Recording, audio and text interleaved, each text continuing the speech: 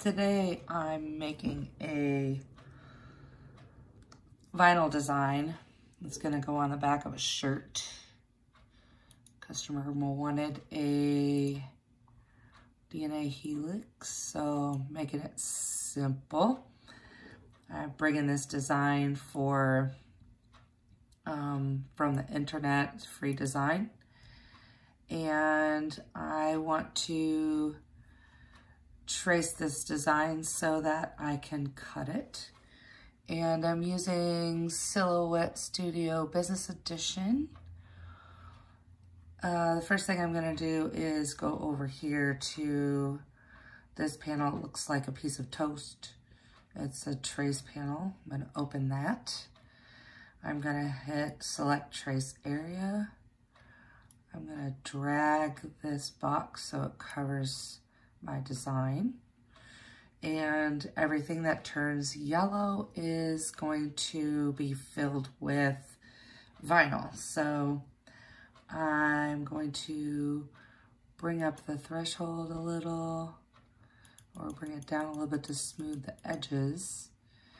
And I come down here and I click trace. And now I can pull away my picture that I got off the internet. And I have now 4 pieces that I'm going to cut with my, my cutter. So the next thing I'm gonna do is highlight this. And I'm going to go up to the object and make sure it's grouped, which it is. So it's all one piece. And then I'm gonna make it the size that I want it to be. So it's gonna go on the back of a shirt. So I want it to be probably pretty big so it can be seen. So I'm gonna make it 9 by 11, pretty much filling my mat. And I need to cut 2, so I'm gonna right click, I'm gonna select all, duplicate, and I'm gonna see if I can fit 2 on a mat. Probably looks like I might have to cut it twice, but let's see here. If I rotate it, let me get this one out of the way. Rotate this one a bit. Scoot that up here. Save myself some space. Grab the other one. Take care of the handle. Oops. Grab the handle and turn that one. And grab that, move it up. Looks like I can get 2 on a mat. So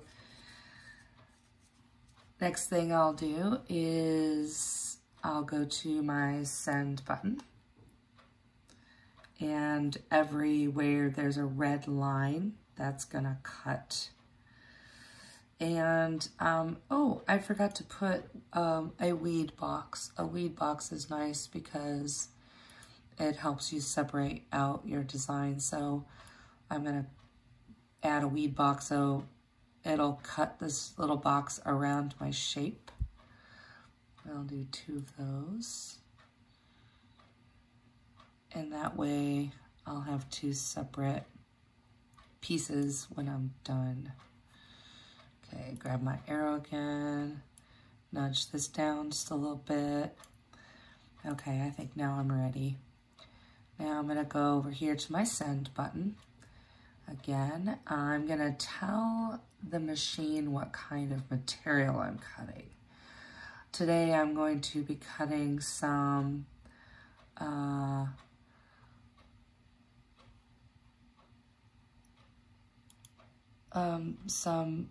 heat transfer vinyl. So I'm gonna scroll up here, and it's heat transfer metallic.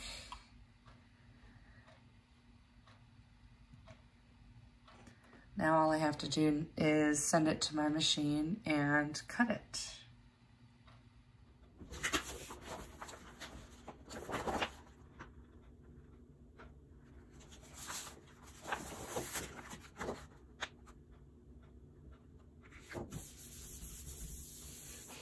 Okay, back at the computer, I decided that I needed to cut heat transfer iridescent. So I changed it.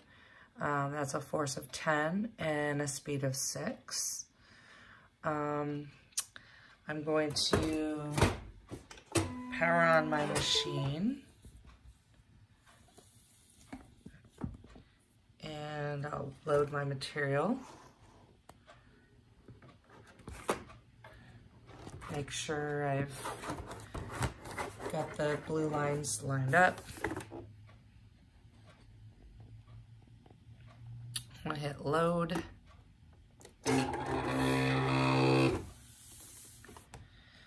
Now, before I get too hasty, I'm gonna forward this up a little bit. And I'm gonna go back over here to my computer and I'm gonna do a test cut. Let me move that down a little bit more. Over the machine. Okay, so a test cut helps me determine if I'm actually going to cut this material correctly. So hit test, and it's thinking, setting the blade on the automatic blade, and it cuts a square and a triangle. Yes, that weeds easily.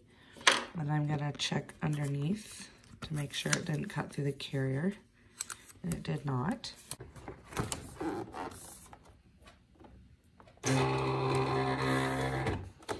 Gonna advance this cutter down just a little bit. Make sure that I don't cut into that triangle, because I want to make sure I keep my design intact. And then I'll go over here to my computer. And now I can hit send. Now it's going to ask me if I want to send it mirrored or as is. I want to send it mirrored.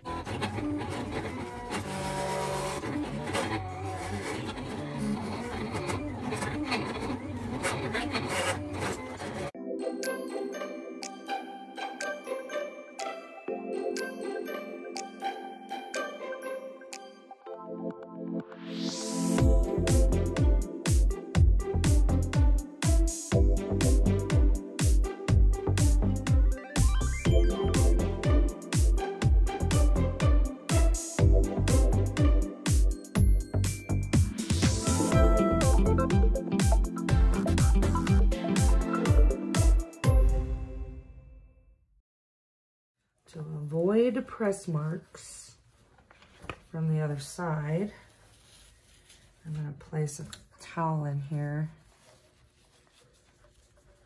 to provide some extra layer to prevent the V-neck from showing through to the back of the shirt. So now that's centered. And everything's smoothed out.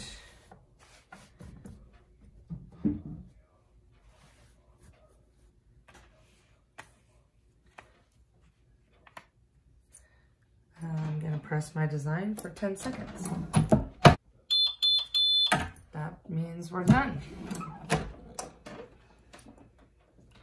Now it's a cold peel. So I'm gonna let it cool off for a minute.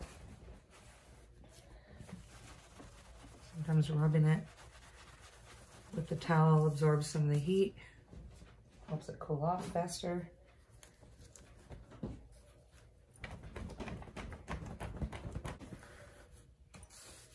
All cool. Carefully start to peel. Peel at an angle. That helps keep the foil on there.